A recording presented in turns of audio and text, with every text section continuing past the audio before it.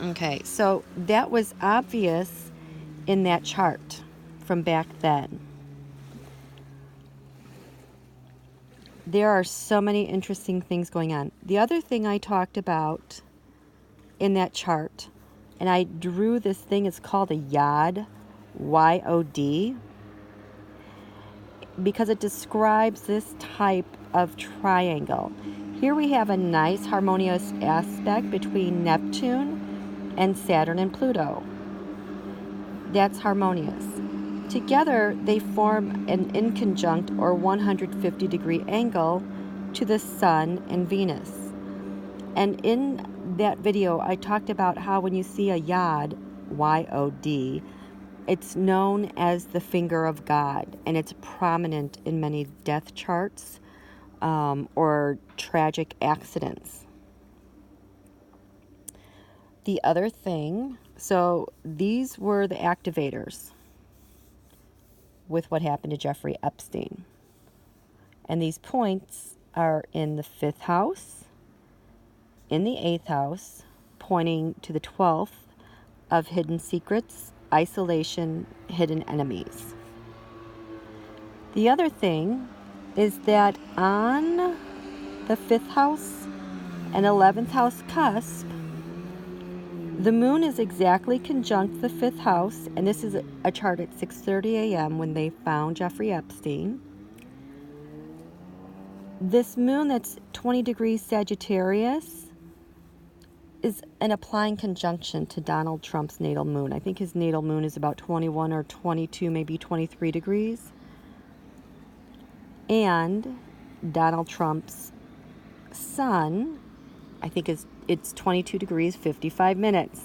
So we have the Donald Trump sun moon polar, this axis, active on the 5th house cusp, which is traditionally ruled by the sun. The sun is the life force. It gives life. Because the sun is the center of the universe, its warmth radiates life-giving warmth, which creates life. The 11th house cusp here, very interesting.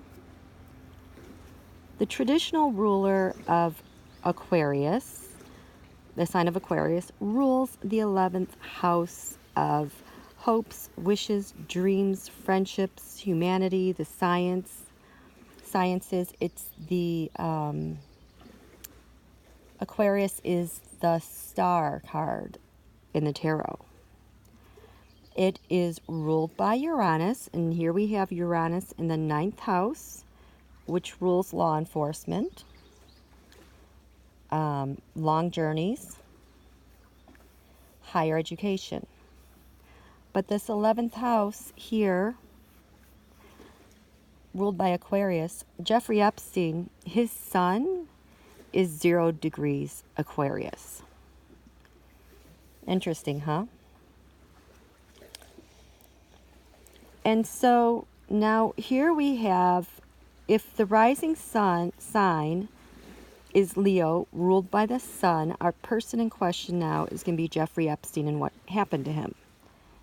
His sun is in the 12th house of seclusion, jail.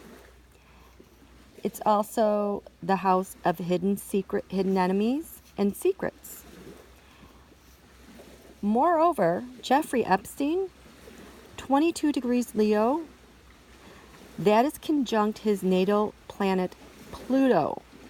Pluto is rules Scorpio. Scorpio is life and death. Pluto is the planet of life, death, transformation. It is the judgment card. So Jeffrey Epstein's Pluto is now conjunct the eastern horizon. The sun rose, and then his natal Pluto rose. The sun, his soul force, is conjunct Venus. Venus in Taurus. Now you have the ruler of the midheaven, which is Taurus. Taurus is ruled by Venus. The midheaven, the ruler, is now in the 12th house of secrets too, conjunct the sun, the life force. Taurus rules the neck, the thyroid. those two are conjunct now in the 12th house. And the finger of God from Neptune in the 8th, which is the house of life and death, which Pisces rules this 12th house. This is Neptune's natural ruler. Neptune is also the planet of spirituality. It can be confusion. It can be hidden toxins in the body. So there's an in conjunct to the Sun and Venus to Pisces. That's in the 8th house of death, life, Scorpio's house, making a sextile to Saturn, obstacles, authority, father time, conjunct Pluto, life and death. There's like a nice relationship here.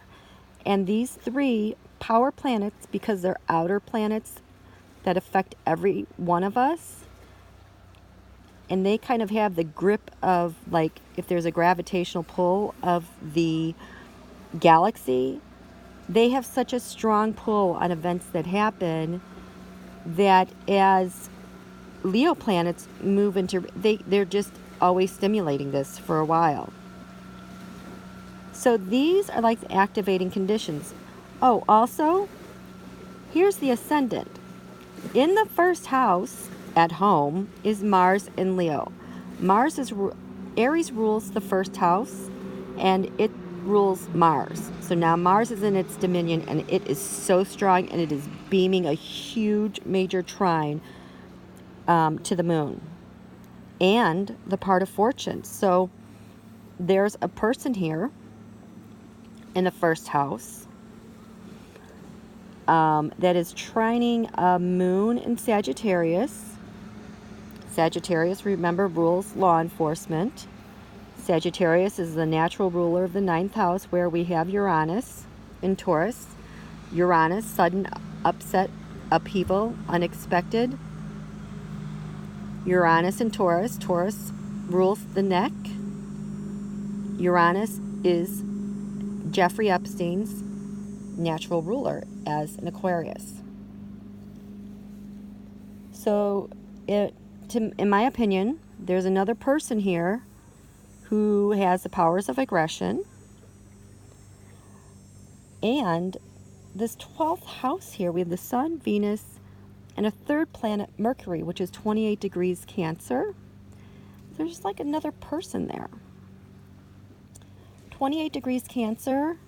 This is really fated because at the eclipse, January 21st, that I have said that was the beginning of the end of Donald's inauguration, well, Uranus was at Aries in 28 degrees, an exact square.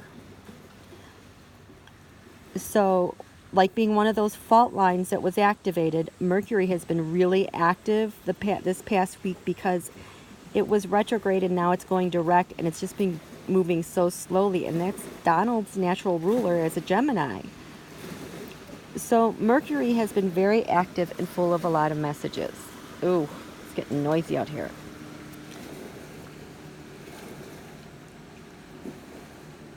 Also, the Sun and Moon here representing Jeffrey Epstein, Venus, his neck, is in between Mercury and Mars. So now you have Mercury and Mars, communication. These are like two people huddling and talking, and there's nowhere for the Sun and Venus to go.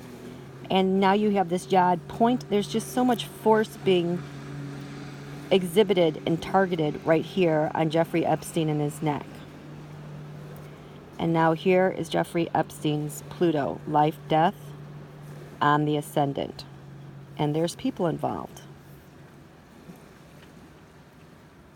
Crazy, huh? Okay, so I am going to upload this, and then we'll do a number 2.